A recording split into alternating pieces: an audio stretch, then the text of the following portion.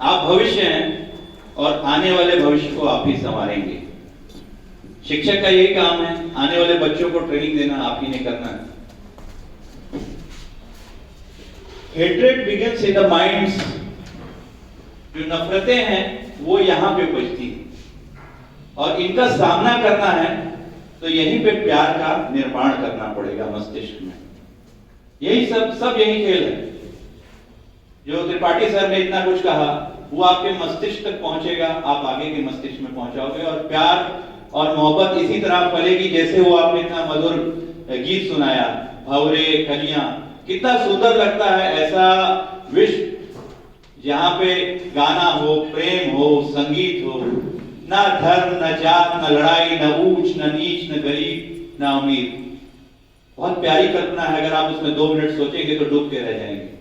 हर कोई ऐसा स्वप्न देखे यहाँ पे प्यार, अमन, चिड़िया गुनगुनाती हुई, प्रकृति, ऐसे गीतों में हम रहें।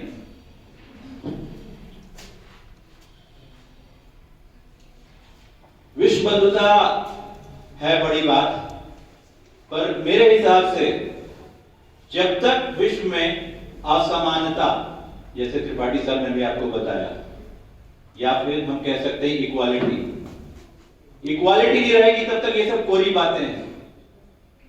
गरीब रहेगा, अमीर रहेगा तो कैसी विश्व बंधुता होगी? एक बच्चा यहाँ पे आएगा कोट पहन के बैठा है और एक बच्चा फटी हुई शर्ट पहन के बैठा है, तो विश्व बंधुता सोचेगा वो? एक गरीब, एक अमीर, एक अभी भी आज के 21वीं शताब्दी में भी एक बोलेगा मैं कुछ कुल से हूं, दूसरा नीचे कुल से हूं। आपने सुना होगा कि विगत आई थिंक कुछ महीने पहले राजस्थान में एक शिक्षक ने एक बच्चे को इसीलिए मार दिया कि उसने उसके मटके का पानी पिया। शर्मनाक बात। जॉर्ज फ्लॉयड का नाम सुना है आपने? जॉर्ज फ्लॉयड अश्वेत था, अमेरिका में वहां की पुलिस ने उसको मार डाला। उसके बाद भले ही उन्होंने घुटने अपने टेक की माफी मांगी पूरी पुलिस ने, पहली बार ऐसा हुआ अमेरिका में। पर 21वीं शताब्दी, अमेरिका जैसा देश, सुपर पावर, एक आदमी को मार देता है क्योंकि वो अश्वेत है। यही है विश्व बंधुत्व। कोविड काल को याद करिए आप, सबने देखे वो दिन, सबने देखे। अमीर बैडमिंटन खेल रहे थे अपनी छतों पे, क्रिकेट खेल रहे थे, पढ़ रहे थे, घर की साफ सफाई कर रहे थे। लेकिन जो रोजी वाला मजदूर है उसके लिए तो काटो एक एक दिन। सोचिए, कल्पना करिए, खाना नहीं मिलता था, उसके बाद भोजन का जो रोज कमाता है वो कैसे करता था? तो कोविड का लॉकडाउन तो पूरे विश्व में लगा दिया गया, लेकिन गरीबों का क्या? जो रोज कमाता है, रोज खाता है, उसके लिए एक एक दिन कैसे कटता होगा? आपने अपने शहर में देखा होगा, हजारों मजदूर पैदल चलते हुए उस समय आते थे, गुजरते थे अब यूपी की तरफ, बिहार की तरफ, पैदल, नंगे पांव, पैरों में छाले, भूखे पेट। कुछ संस्थाओं ने मदद भी की, खाना भी दिया, उनकी कष्ट गाथा। तो जब तक ये इनइक्वालिटी इस दुनिया से नहीं हटेगी, विश्व बंधुता की तरफ कोई भी कदम नहीं बढ़ने वाला।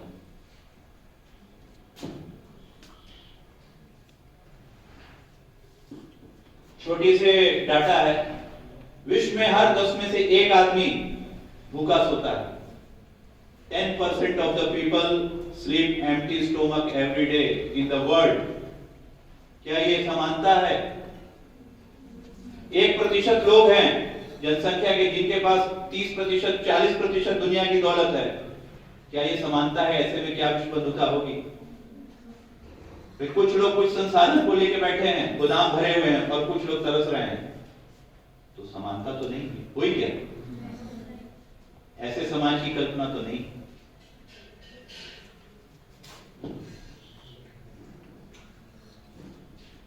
पर ऐसे भी लोग हुए जिन्होंने विश्व बंधुता का पाठ हमको सिखाया, पूरे विश्व को सिखाया, और उन्हीं की धरोहर को लेकर आज हम आपके सामने हैं। चेहरे पहचाने हुए होंगे आपको। सेकंड कौन से है? सेकंड वाले, ऊपर से सेकंड, सबसे टॉप रो में। आपको सबसे पहले शुक्रगुजार होना चाहिए ज्योतिबा फूले जी का, पहला स्कूल स्त्रियों के लिए पुणे में स्थापना की थी।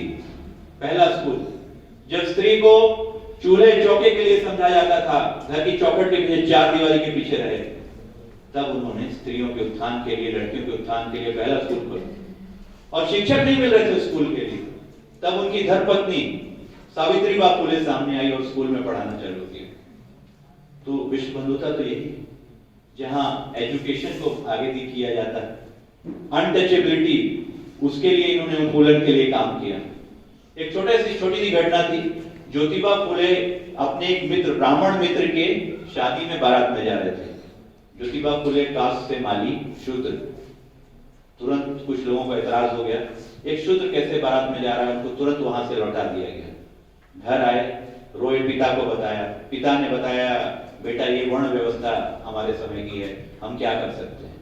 फिर उन्होंने प्रण लिया, ऐसी वर्ण व्यवस्था का क्या लाभ जहां मनुष्य को मनुष्य नहीं समझा जाता है, भारत हो या विश्व, जहां गोरे और काले में भेद किया जाता है, अमेरिका में किया गया, अफ्रीका में किया गया, ऐसी व्यवस्था का क्या लाभ, उस व्यवस्था को नष्ट कर देना ही बेहतर। इसीलिए उन्होंने स्त्रियों के लिए स्कूल खोले, बहुत काम किया।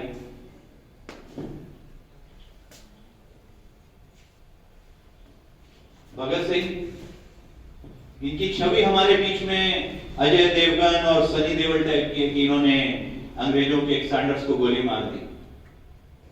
पर अगर हम इनको अध्ययन करें, आप लाइब्रेरी में जाके पढ़ें, तो विश्व बंधुता में इनका योगदान बहुत बड़ा। इन्होंने असेंबली में बम फेंका था ना इन्होंने, क्यों फेंका था बम? और वो बहरे, बहुत बढ़िया बोला आपने, उनकी लाइन थी बहरों को सुनाने के लिए धमाकों की जरूरत होती है, पर इन्होंने बम फेंका था मजदूरों के लिए। मजदूरों के खिलाफ ट्रेड डिस्प्यूट एक्ट अंग्रेज सरकार लेके आई थी असेंबली में, जिसके अनुसार मजदूरों को हड़ताल करने के लिए भी परमिशन लेनी पड़ेगी। तो जो पूंजीपति या उद्योगपति थे, उनका पेट भरता और मजदूरों को वो पीसते। उनकी आवाज को बल देने के लिए, जागरूकता लाने के लिए एक व्यक्ति ने अपनी कुर्बानी दे दी, जाके गिरफ्तारी दी। कम इंटेंसिटी का बम था, किसी को चोट बहुत कम लगी ये कहकर उन्होंने बम फेंका था, कोई मरा भी नहीं था वहां, और अपनी गिरफ्तारी दे दी, अपने जीवन का बलिदान दे दिया, जो कि सर्वोच्च होता है। इतनी कम उम्र में, 21 साल में कोई जीवन अपना वार दे, तो ये होती है विश्व बंधुता, जब आप कमजोर की आवाज को उठाते हो और उसके लिए अपना बलिदान दे देते हो। इससे बड़ी विश्व बंधुता भारत में मिलेगी और कहां मिलेगी? ज्योतिबा फुले बता ही दिया मैंने आपको। स्वामी विवेकानंद तो मैसेंजर थे, वर्ल्ड फ्रेटर्निटी के बहुत बड़े मैसेंजर, इसको त्रिपाठी सर ने आपको ऑलरेडी बता दिया। ये अब्राहम लिंकन, देखिए जितने भी महान व्यक्ति हुए उनके साथ सबसे कॉमन बात ये थी कि सबने अत्याचार सहा। एक ब्लैक थे, निग्रो थे, बहुत अत्याचार सहा, जाके खेतों में काम किया, अपनी लॉ की पढ़ाई पढ़ने के लिए किताबें नहीं थी तो तालाब पार करके जाते थे, एक घर में काम करते थे और बदले में वकील इनको अपनी किताबें पढ़ने देता था। और फिर इन्होंने ठाना कि दास प्रथा का अंत मैं करूंगा। दास प्रथा, स्लेवरी, जिसका एबॉलिशन अमेरिका में अब्राहम लिंकन, महान राष्ट्रपति हुए, 16वें राष्ट्रपति, और उन्होंने एक बहुत नारा भी दिया था लोकतंत्र को लेके। डेमोक्रेसी किसी को पता है आपको? For the people, by the people, of the people. लोकतंत्र जनता का, जनता के द्वारा, जनता के लिए। एक महान प्रेसिडेंट हुए और इन्होंने फिर लॉ लाया, उसके बाद स्लेवरी एबॉलिश हुई। जो अफ्रीकन स्लेव्स आते थे वो फिर नहीं लाए गए, मानव को मानव का जीवन समझाएं।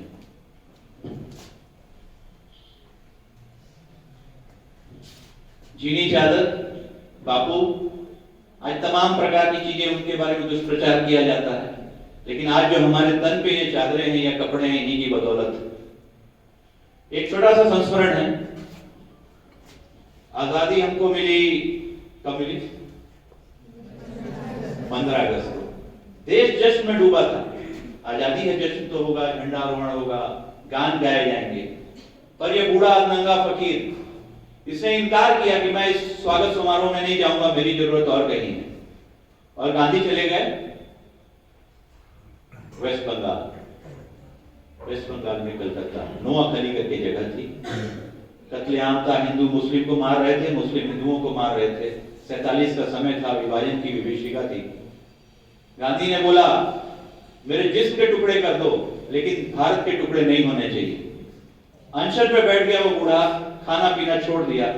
अंत में मुस्लिम और हिंदू कट्टरपंथी जो थे, जिन्होंने हथियार उठाए थे, एक दूसरे के खून के पिपासु थे, उन्होंने हथियार डाले, बोला बापू खाना खाओ, हम नहीं लड़ेंगे। और वहां शांति की बहाली हुई, हजारों लाखों के खून बहने से बच गया। और लॉर्ड माउंटबेटन थे उस समय के वाइसरॉय, उन्होंने कहा मेरी लाखों की फौज पंजाब में शांति नहीं ले पाई, इस बूढ़े ने एक पूरे प्रदेश में जहां पे हिंदू मुस्लिम की बहुत आया थे वहां पे शांति ले आया। अगर मेरे पास कई और गांधी होते तो इतना रक्तपात नहीं होता। ये थी गांधी का जादू, ये थी गांधी की नॉन वायलेंस, ये थे गांधी का सत्याग्रह और विश्व बंधुता।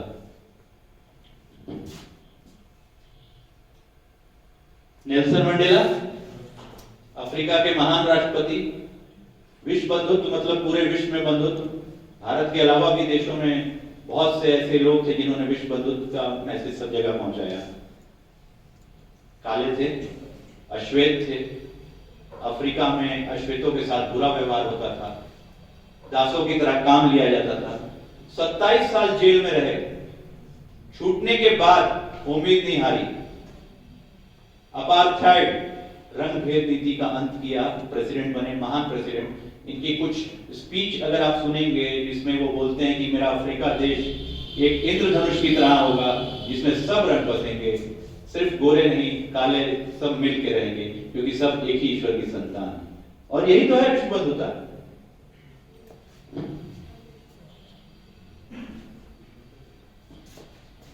ये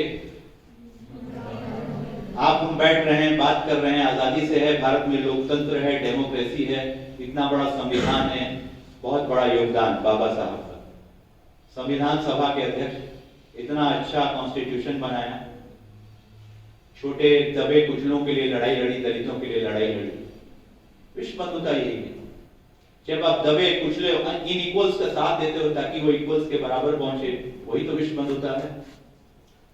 तब तो सारे भेद मिट जाते हैं, गोरे काले अमीर गरीब के। ये कौन से देश से है? बहुत खराब देश है। देखिए, शासक खराब होते हैं, उनके विचार खराब होते हैं, देशवासी कभी खराब नहीं होते। यही तो वसुधैव कुटुंबकम। मलाला गर्ल एजुकेशन के लिए नोबेल क्यों मिला? इनके एरिया में इनके पिताजी का स्कूल था, ये भी पढ़ती थी। तालिबान कट्टरपंथी हर जात में होते हैं, हर धर्म में होते हैं। उन्होंने कहा नहीं, लड़की को पढ़ने का कोई अधिकार नहीं, हमारे धर्म में ये मान्यता नहीं। धर्म पढ़ा नहीं, अपना बातें करते हैं बड़ी बड़ी। स्कूल बंद करा दिया, लड़कियों के स्कूल बंद करा दिए। मलाला डॉक्टर बनना चाहती थी, सपने तो टूट गए। बीबीसी उर्दू में लिखने लग गई वो, शतम नाम से। कई इंटरव्यूज दिए, लोगों में चेतना पैदा की गर्ल एजुकेशन को लेकर। क्या मिला? 15 साल की हुई, आप ही की उम्र की, कट्टरपंथियों ने बस में चढ़े और गोली मार दी। यहां पे गोली मारी, खोपड़ी का इतना हिस्सा फेंका गया, खोपड़ी का टुकड़ा, स्कल, हड्डी फेंका गई। बहुत मुश्किल जान बची, हिम्मत नहीं हारी, फिर उनके खिलाफ खड़ी हुई। मलाला फंड स्थापित किया। आज जितने भी पाकिस्तान में, अफगानिस्तान में कुछ एरियाज है जहां पे ऐसी स्त्रियों को या लड़कियों को पढ़ने नहीं दिया जाता, वहां स्कूल स्थापित करती है।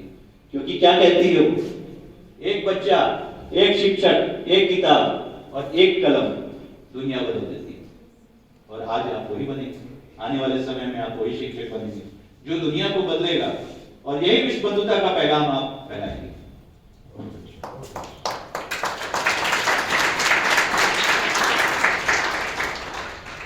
और लास्ट में एक खालसा एड करके संस्था है।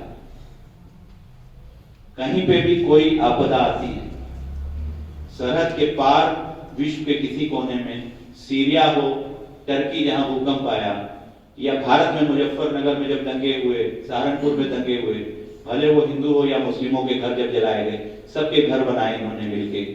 हर जगह पहुंचते हैं, सामान पहुंचाते हैं, बाढ़ का हो, कैंप्स बनाते हैं, टेंट्स बनाते हैं, भले वो रोहिंग्या मुस्लिम्स हों, इनको धर्म से कोई लेना देना नहीं।